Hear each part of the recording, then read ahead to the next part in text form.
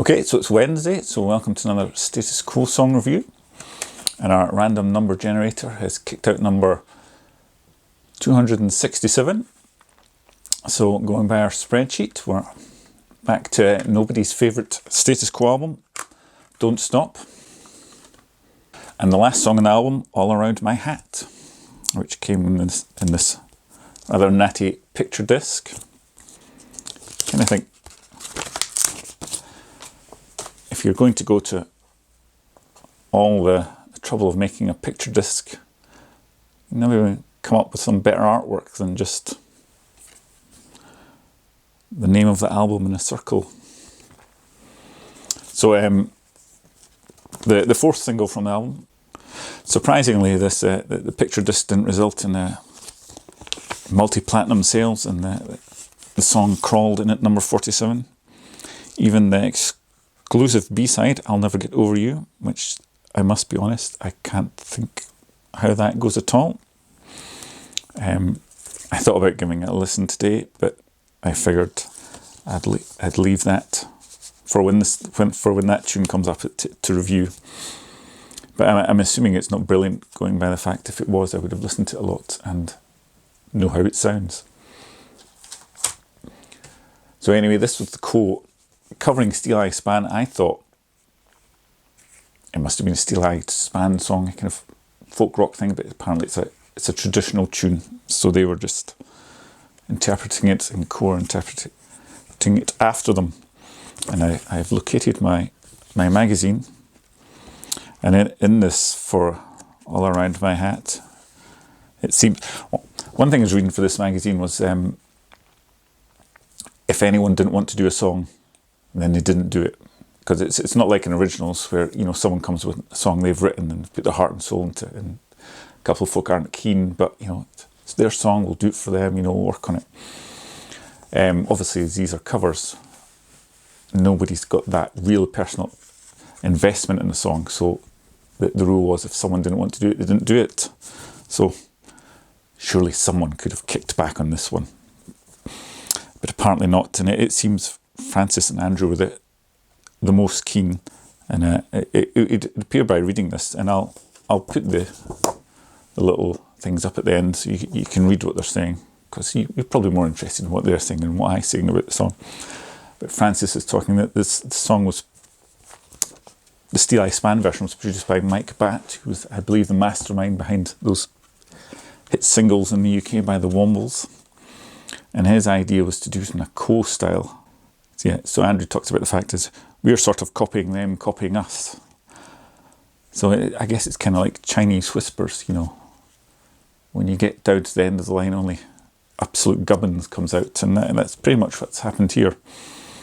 Although, to be fair, what was at the start of the line wasn't that great either.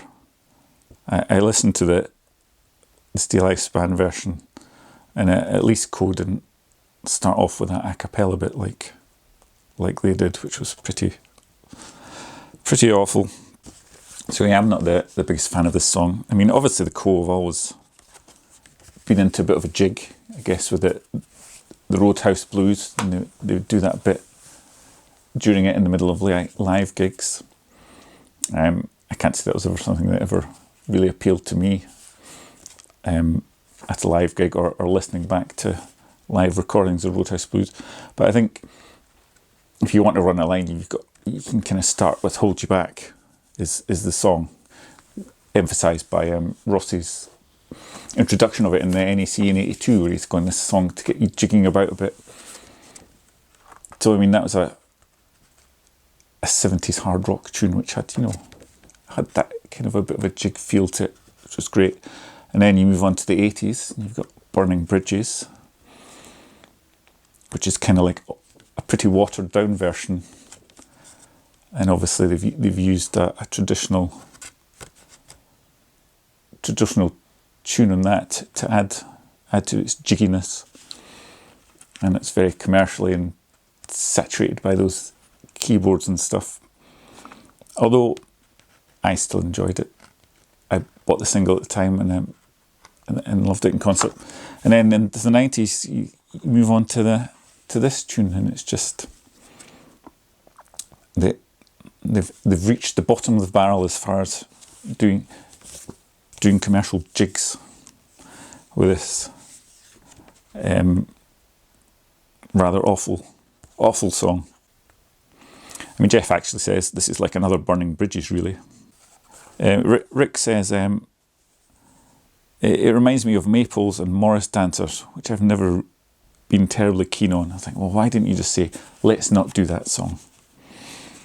Obviously, Maddie Pryor, who was the singer of Steeleye Span, guests on Co's version of the song, and Co took Steeleye Span out as special guests on the Don't Stop Tour 96. I went to that. I have no recollection of... I assume I must have been in the hall when Steeleye Span were playing, but I have no real recollection of that.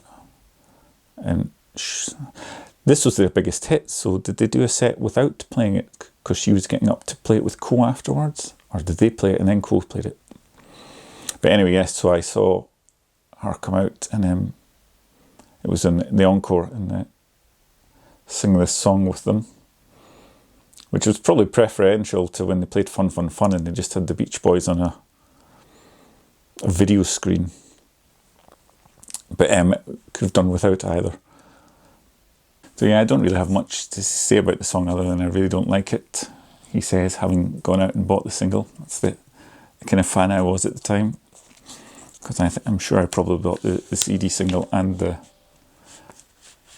cassette version as well, which obviously didn't really help it chart at all. And so yes, in my categorization, this is the first song to...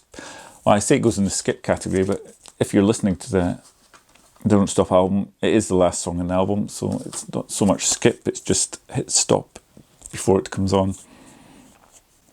So yes, that's episode 14 of my Status Quo song reviews, all around my hat, by the Co with Maddie Pryor. And I'll be back on Friday with the first Friday of the month video, as there's a new Vantage Point song coming.